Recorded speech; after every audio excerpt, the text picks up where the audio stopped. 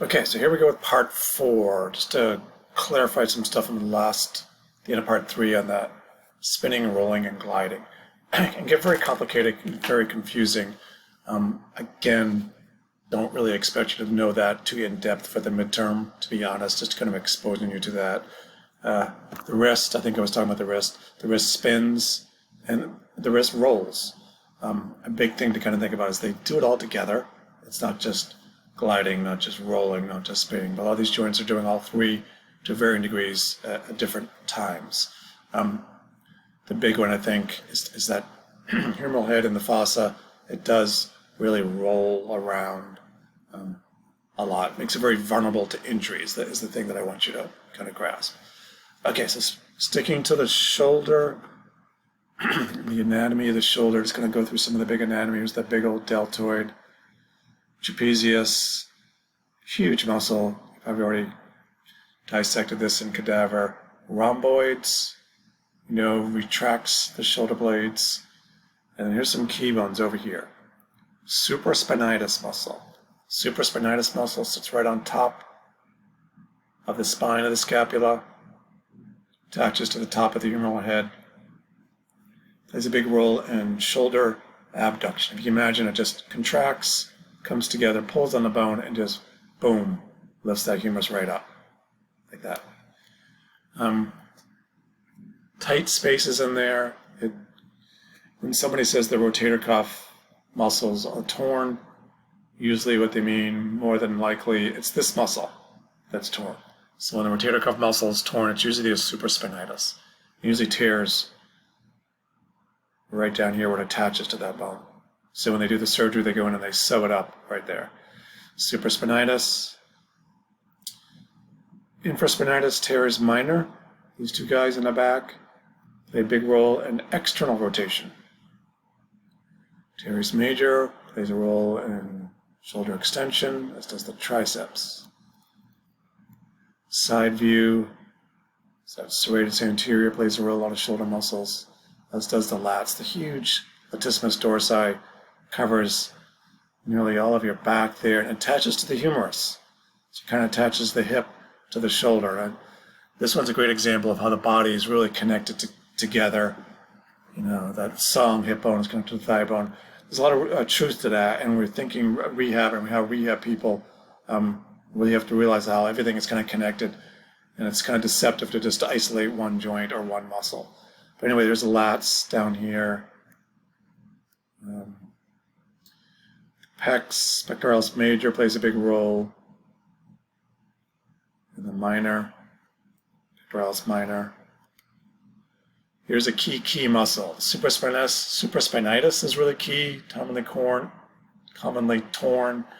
And the subscapularis, the one that's bright or red, this muscle is kind of like right under your armpit.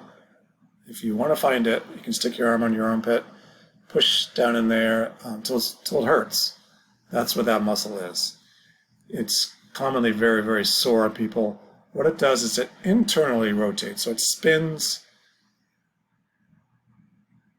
attaches to the humerus right there, and it spins it medially or internally. And it's because of posture, bad posture, it's commonly very, very sore with most people. A lot of times as a therapist, you're going in there and you're doing manual therapy on this muscle or heat in this muscle to kind of calm it down. Here are three views of the three different parts of the deltoid. Deltoid plays such a huge role functionally, such a big muscle. So you're commonly working with it clinically, trying to get it stronger. A lot of times that people have had a stroke or they've fractured their shoulder, their humerus. A lot of your therapy focus is trying to get the deltoid working again, trying to get it strong again. And it has these three different parts to it. The anterior deltoid, this is the back, that kind of helps with shoulder extension. Middle deltoid, big honking muscle there, abducts, lifts your shoulder up to the side. Oh, I got that wrong. I'm sorry. Anterior deltoid, that's the front. The picture threw me. Anterior deltoid is the front of the shoulder. So the anterior deltoid helps with shoulder flexion, not extension. Shoulder flexion, the anterior deltoid. This is the back. This is the posterior. Can't read, I guess. Posterior deltoid is for shoulder extension, right there. And then the middle deltoid, like I was saying, is shoulder abduction. Okay, so we're going to break down these each motions and look at the muscles and the function of them and that sort of stuff. So here we go. This is shoulder flexion, and the prime mover, the agonist for that one, is the anterior deltoid right there. You just think about it contracting and lifting that arm up. It might help visualize what it does. I put in the myotomes here in this graphic. You're not responsible for knowing the myotomes for the midterm or the quizzes for this class. You'll get into those a lot more, I think, in neurology and neuro in the spring. We will talk about them again in upper extremity in your 5th year, but this class is kind of FYI, just exposing you to it. Shoulder flexion, all these incredible things it does functionally. She's painting the wall, she's reaching for that cabinet. Anterior deltoid, big key muscle. There's a great example of resisted shoulder flexions. See how clean and pure that motion is. It's not, she's not compensating at all. Shoulder extension. The big muscles there are the posterior deltoid, we talked about that, the triceps, the lats, latissimus dorsi, and the teres major. Teres major, I think, is kind of underrated. A lot of the graphics of the teres major in books, they don't make it as big as it really is. When you look at your cadavers in lab, you check out that teres major, and you say, wow, that is a big muscle. And it is, and plays a big role in shoulder extension. Functionally, think of her pitching that softball. She's extending her shoulder way back, really using those muscles. He's doing horseshoes. Again, he's extending his shoulder. Triceps, the lats, posterior deltoid, teres major, all working hard so he can toss that horseshoe. Shoulder horizontal ab and adduction. This is a more confusing one. This is kind of an OT one we get into because it has functional components. You're kind of coming across in that straight horizontal plane, shoulder height, straight across to your chest and then way back the other way. As you come towards your chest, that's horizontal adduction, ADD, towards your midline, towards your body, horizontal adduction. That's the pec major and the anterior deltoid. It's the anterior deltoid there, and the pecs. Pull that shoulder in towards the chest, and then going back the other way, posterior deltoid does all the work there. Prime mover, anyway. Here we go again. This is horizontal abduction away from the trunk, away from the body. See this little arrow? Pulling away, posterior deltoid. And then here it is going the other way. Horizontal adduction, ADD. Anterior deltoid in the pec major, the top of the pec major, pulling it right towards the chest. So all these amazing things functionally, as you did this morning when you put your deodorant on, hopefully. When you brush your teeth. Again, the myotomes just for FYI. And here's shoulder abduction. Think of maybe, this helps me, I just think of Angels in the Snow. Coming up from the side and then coming down. As it comes up towards your ear, it's shoulder abduction. Middle deltoid, supraspinatus, they're doing all the work, working really hard for that one. And as it comes back down, if you do that, just let your arms come back down. It's very easy to do because it's gravity aided, gravity assisted. This is a great example of gravity assisted. Because it's so assisted, it's really not so relevant to check out the strength of that one. I mean, if you're swimming or something, you're going to have some resistance, but in everyday life, it just flops back down to the side.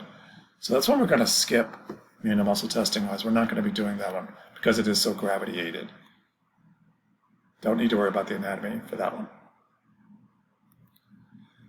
All these amazing things it does functionally coming up to the side. As you can see, as you do these motions, these functional motions, we're teaching you these kind of artificial planes of movement, the flexion, the abduction, the rotation. But again, in real life, it's messy. Real life is messy. And it's kind of everything together. So here, she's kind of doing abduction and flexion at the same time. It's almost a scaption, which is a different motion altogether. I don't want to confuse you. But it's kind of combining the abduction and flexion there, and even a little rotation. So it's kind of combines different planes of movement, different muscles. And in the middle deltoid again is a big one for abduction. And then we get the rotators, internal and external rotation. To me, the best way to visualize that is that humerus spinning out, spinning in. External rotation, it's externally rotating, that humerus. It's spinning out. Here's the spin. This hand is coming away from the chest and coming out this way. External rotation. Two big ones that do that: infraspinatus, teres minor. These guys you'll be working a lot with clinically if you work on shoulders. And then the opposite, the internal rotation. He's coming towards the stomach. It's spinning in, internally rotating that humerus. And you've got the subscapularis, can't really see there, does most of the work with that. The pecs does a lot of that work as well. And even the lats helps a little bit. The big ones there is the subscapularis. That really is doing all the work. You need to know these others for the pec major, and you need to know these others for the quiz.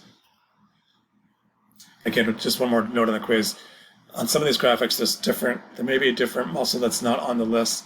Again, the Bible, the definitive knowledge on the quiz is the list. So just go back to that list if you're ever in doubt, because that is what you will be graded on.